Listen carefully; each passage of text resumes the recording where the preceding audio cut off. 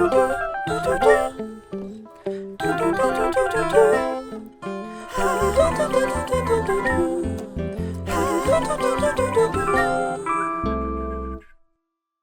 I'm Matt Nasser. I'm Bartholomew Bland. And I'm Claudia Baez, and this is How Does the Art World Work? And we are coming to you live from Miami Beach. Live from Miami, from the Betsy Hotel at the center of the universe. Live on tape here in the glorious library. We've read all of the volumes behind us, right? We know most of these artists. And most of these artists, yes, that's right. Yes, we do. And we have been here since Monday. Yes. Yes, and we are weary but happy of consuming huge amounts of art. Yes? Yes. And so we're here to talk about what we've seen, what are the trends. And I thought maybe should we start talking about NADA, New Art Dealers Association? What have we seen that we liked? I really liked it. I liked the whole fair. I thought it was a wonderful fair. It had a lot of paintings, which is what I like.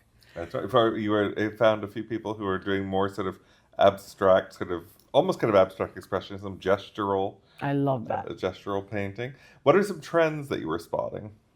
Trends? I'm going to be more like Claudia, trends. I think, this podcast. I thought it was like Instagram heaven. It was like all the Instagram famous artists were showing at NADA. Like I know that one from Instagram. I know that one from Instagram. I wonder if the fair was curated on Instagram. It felt that way to me. But this is the thing. We're living in a new world. It's another world. The reality is something that is happening in your phone. Yeah. And you bought a lot of little teeny tiny paintings, smaller than your phone. Those are super cute. I forgot the name of the artist, though. We can't plug her. We'll plug it in And later. I'm tempted by another artist that I might get, but I can't remember. Well, her last name is Bjork. I'm very interested in that woman. I still think I might buy that painting. I really like it.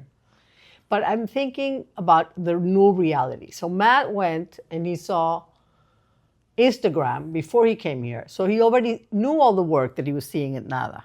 That's what he's telling me, basically. That's what you're trying to explain, correct? Yeah, a lot of the artists that I follow, I guess, are showing at NADA this year. Maybe it happens to be a coincidence, but... And maybe that means you have good taste.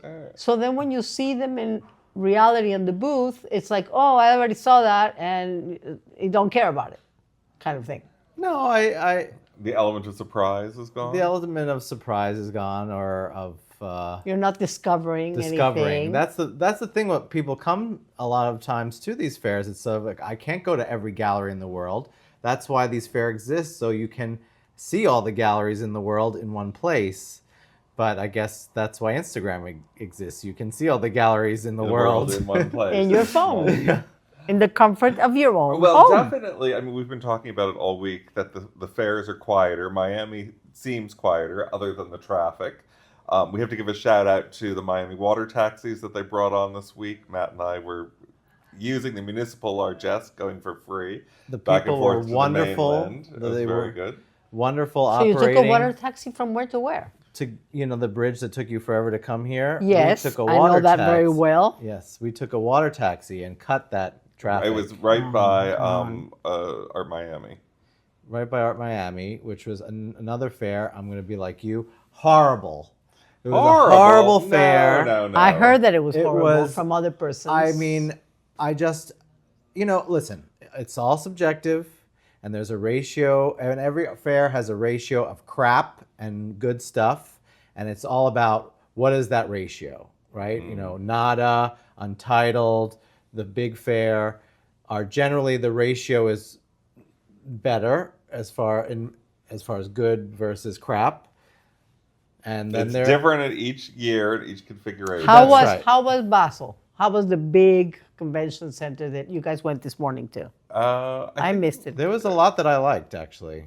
Yes, I agree. There are a lot of that we like. I have to give a shout out to my friend Federico Uribe, who was showing at Art Miami with an old friend of mine, Adam Adelson. He had a beautiful booth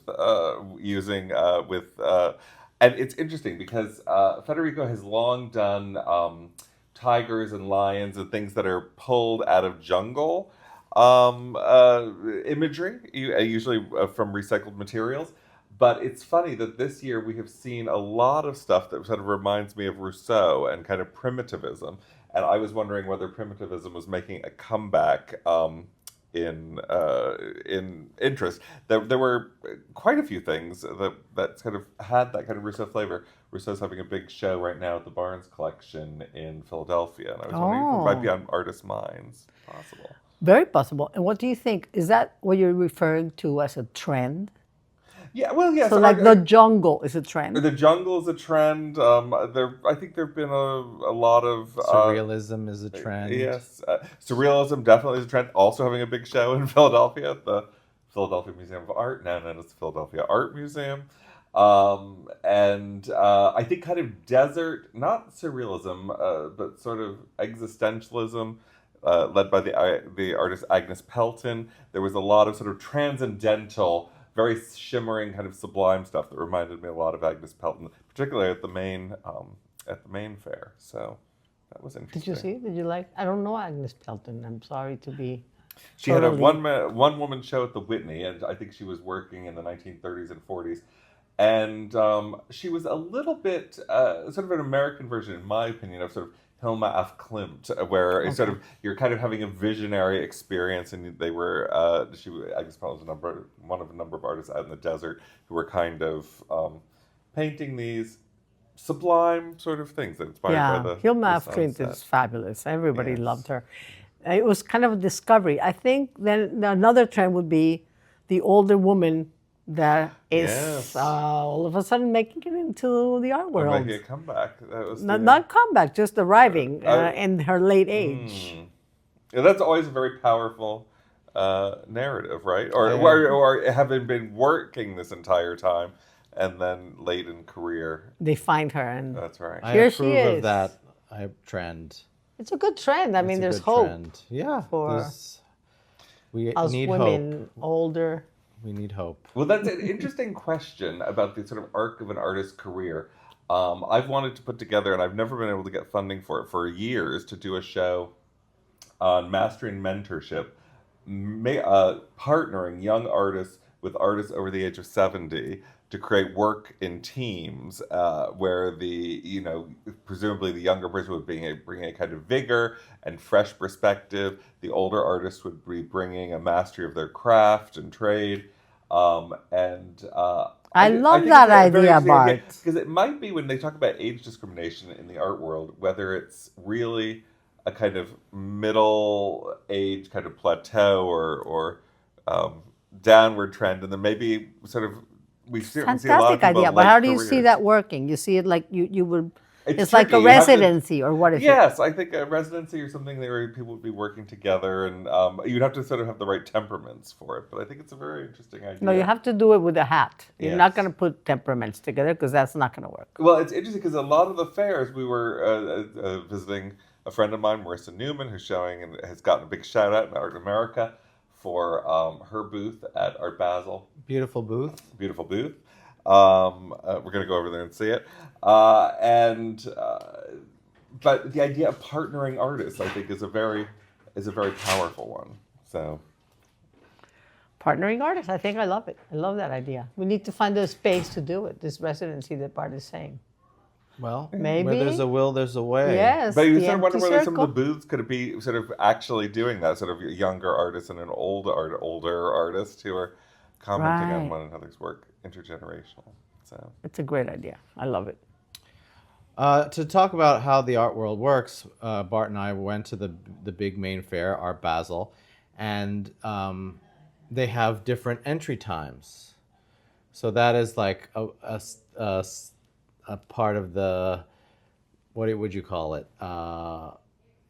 Maybe New it's not ritual? No, it's not new. It's like access and Just VIP, letting the VIP this first, idea of and then- elitism. first and- choice. So yeah, we had tickets for first choice, which was the first group that could come into the fair, supposedly. It's not called second choice when you get down a tier. Yes, But- that's, But I also hear like galleries give their badges out to their big collectors, and so those people even come in before that or while they're installing, which is a no-no, but people do it. So there's a lot of different things to get ahead of the first choice. But so this first choice was supposed to be the VIPs of VIPs, and then you could see these people looking at the line and going, like, how can I possibly be first choice and be in a line this long? I have to be on a line, you know, It's a line. and people pushing and cutting and going across, and that part of the art world, Not fun. not fun, not Pleasant. Not pleasant. For those of our listeners who would love a unique take on this, I would recommend Tom Wolfe's novel Back to Blood, which is a very fat book about Miami. And it's a bit off topic, but he has a wonderful chapter about the opening of Art Basel and these sort of Russian billionaires rushing in to sort of get the red dots, being trailed by their very beautiful art advisors. And it is such a kind of laser sharp focus, sort of almost a burlesque of the art world. It's a really good read about, so I always think of it every time I come to Art Basel. It's, Back to Blood. That sounds good. I'm going to read it. Yeah. Yeah. I like another Tom Wolfe one about painting, no? Doesn't he have another one? I mean, he wrote The Painted Word, which The is going Painted to Word. be I lifted the title for our show that we're doing at Lehman this coming spring. Oh, yeah, you're Opening going in to February. be doing paintings The with words. gestural writing and painting in words. So I've been looking at that as we've been going around the fairs. I can't like plug myself into your shows anymore because we have this podcast together and it would That's look right. bad. Conflict of interest. Oh, Claudia. I Conflict would of like interest. to be in your show, There you Mark. go. We mentioned that it seems less busy than normal, but I've heard from gallerists that there was a lot of galleries that weren't coming at all because of tariffs and getting artwork into the country. So they were writing off Art Basel in general, and then last minute, some of them pulled through. So I guess there's been some sort of, whenever you're doing things last minute, there's less getting the word out, marketing, so maybe people weren't invited or whatever that is that's made it less busy. But it's also, I don't know if a lot of sales are happening. It doesn't seem. According to Art America, they are. A lot of sales are happening. And even though it's sort of a degree more sedate than I think in previous years, there's a feeling that maybe that's a little bit better. Maybe it's more serious collectors are coming.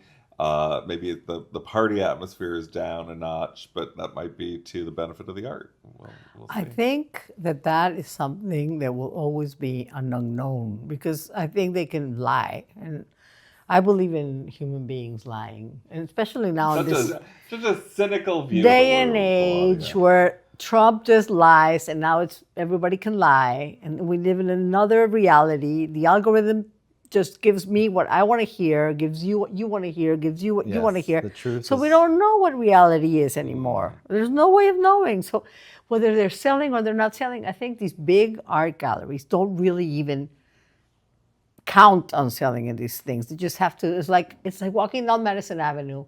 Nobody's in the stores in Madison Avenue. The things that are selling there are $1 million. There's nobody walking in. It's just like a room to show Chanel, but they're not really selling from there. I don't know from where they're selling. I don't know how they survive. I Well, a lot of times personally these are do sort of not figureheads understand for a global. how anything works. Well, that's why we have this I podcast. how the art world works. Well, one of the other things that we did this week, we went to Espacio 23. Yes. Which is the private museum run by the Prezes, and they are collecting at a brisk clip of I think close to a painting a day. And we saw new work that was on view there.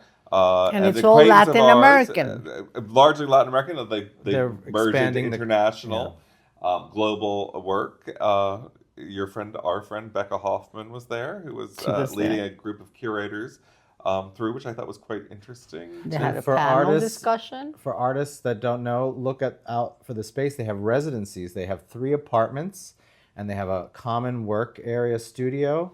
You can live and work and produce work there, and it's fabulous. It looks awesome. Yeah, I think they feed you and everything. They have a kitchen. Yeah. And I think it's a very good thing. I don't know how you get into it, but it's a good thing. Residencies apparently are some way to really get very get important. ahead in the art world. I agree. Residencies, and why not a residency in a nice tropical climate? Yeah, but they have Miami in December. And they you have said to that be they- Latin American though. I don't think No, they I think accept- they've opened it up they've now. opened Oh, they the did? wide into a global, Global audience collecting. of artists. And I think they said that the residencies last a month, and they change 3 artists every month. So it's quite a few artists coming through. It's a lot of wonderful, openings. Yeah.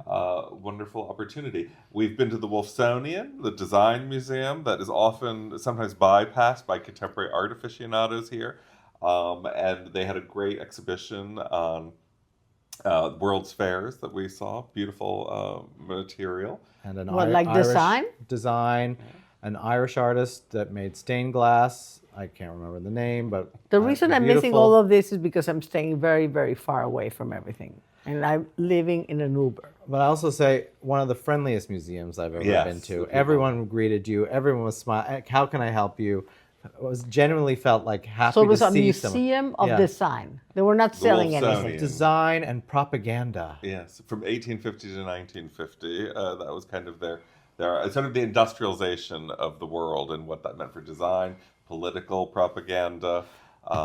But yeah, one of the points of that exhibition was these world fairs were sort of creating to ease public sentiment about the Industrial Revolution, and everyone was nervous about these new technologies. They were going to destroy the world at that time, and I was wondering, what is our AI World's Fair? What is that? Well, we saw the robots with Jeff Bezos's face and Andy Warhol's face. And I saw a Picasso's clip thing. of that. It looks Yes. like the worst piece of thing. No, they I don't poop think I can call that art. They poop art. So they print out from their butts. That's where those pictures. pictures were on the floor. Yeah, they're poop. Well, these but art- it- they're pooping art. These And robots. who's printed on there?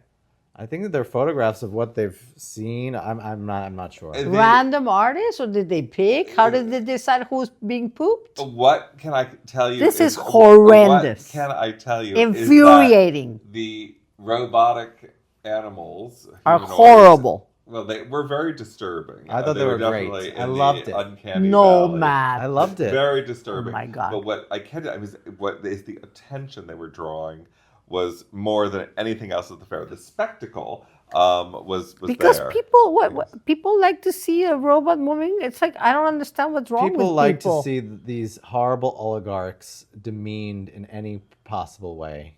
But they also had the picture of Picasso. Yeah, it was a womanizer and whatever. No. Well, it was. I believe that it was all middle-aged white men, right? who Yeah. were in the. Let them Okay, poop. in who the was it? It was stable. Bezos. Bezos. Bezos, Elon Musk, Elon Musk, Picasso. Picasso, Andy Warhol, some other tech guy, Zuckerberg. Zuckerberg, Who else? some I other can't tech guy that remember. I maybe it was Larry They were Page. very I don't know. disturbing. I have to Whatever. say. So it's like a random people that nothing unites them, and it's a piece of work that makes absolutely no sense whatsoever. In a way, It makes spoke just as to- much in a sense way as that our it spoke government. To the time. I mean, I was thinking about a couple of years ago at Art Basel. Do you remember the thing that was the number one audience grabber? Was you would go over into an ATM and you would stick in your bank card and it would broadcast your balance I remember up to that, the yeah. general populace, and people were just lining up to do it. And it was sort of what this fair is about: money, money, money. And in some ways, our obsession with technology, I think this one is again kind of caught the zeitgeist in an odd way. I don't know if it's going to last as art, but it certainly seemed to speak to a kind of unnerving moment. No. Yeah, I think that it's very close to the ATM thing. Yes. This thing. But I think a good I thought art fair the- has to have something like Yeah. that. That's going to be sort of grabbing eyeballs and be very eye-catching. There's going to be even less people here next year. Yes, that's right. But even though there are less people, the hotel prices are certainly not cheaper, and it is very elitist in many ways still, and the access is still very low. And there's all these satellite fairs that don't even get any attention whatsoever, and everybody has this dream of being discovered at these satellite fairs that are, just trying to. I don't even know how they make money. It is very interesting, the economics, when you talk to dealers about what the break-even point is for coming to a fair like this, or the price point between Art Basel and Untitled or Art Miami or one of the other fairs, and what makes sort of economic sense. And the other question about the sort of just the saturation, we have all come to to Miami Art Week, I guess as it's now known, for a long time. But in that time, there's a plethora of other fairs. Your guys are going to Mexico, right, with the Empty Circle in another 6 weeks. Yeah. And how many of those fairs can keep going internationally without sort of stealing Miami's thunder? So. Yeah, no, it's complicated. I mean, the thing is, this works because everybody wants to get away from New York City and the cold, right? It's like it's the right time Right. to be in a warm place. Yes. So that's why this works, I think. And it's worked this year because the weather is gorgeous. Sometimes it hasn't been. It's been cold, Colder, kind of rainy. colder and rainy, Right. but it's really nice this year. And We're thrilled to be here. We're going to go off and see More some art. we're going to see more art We're and going to have go a to drink. Untitled and definitely go have some fun because being in a car is not that fun. I agree. Public transportation coming to Miami. Take the free ferry. The people that We run did it very are well lovely. with the free ferry. Yes, exactly. And the Bright Line. That is probably one of the only things that's free here in Miami Art Week. Thank you very much. Lovely to see you. Bye. Lovely to see you. Bye.